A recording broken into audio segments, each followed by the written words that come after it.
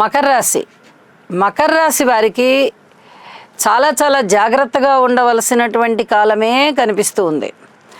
గురువుగారి యొక్క సంచారం ఎప్పుడైతే తన యొక్క ఉచ్చస్థానమైన సప్తమ స్థానంలోకి వస్తుందో అప్పుడు మకర రాశి వారికి మంచి రోజులు.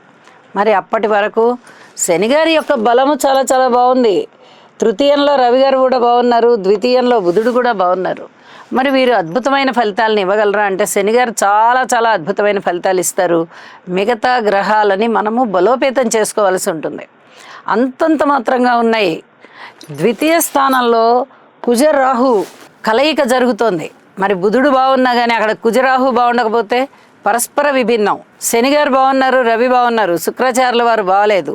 అవమానాలను ఇస్తారు, అపనిందల్ని ఇస్తారు, దుఃఖాన్ని ఇస్తారు, కలహాన్ని ఇస్తారు, అలాగే వ్యయ ప్రయాసాలను ఇస్తారు. ఏది చూడండి వ్యతిరేకమైపోయేటటువంటి ఫలితాలు ఉంటున్నాయి. మరి ఈ విధంగా ఉన్నప్పుడు ఎన్ని జాగ్రత్తలు తీసుకోవాలి? ఇటు కుజగ్రహము రాహుగ్రహము స్తోత్రపారాయణాలు చేసుకోవాలి. అటు గురుగ్రహానికి అంత బాగా లేదు కాబట్టి అది కూడా స్తోత్రపారాయణాలు చేసుకోవాలి. అద్భుతమైన ఫలితాలని మీరు పొందాలి అంటే భగవత్ శక్తిని పెంపొందింపజేసుకోవాలి. ఆధ్యాత్మిక చింతనలో ఉండాలి. మీ నమ్మిన దైవాన్ని లేదా మీ ఇష్టదైవాన్ని లేదా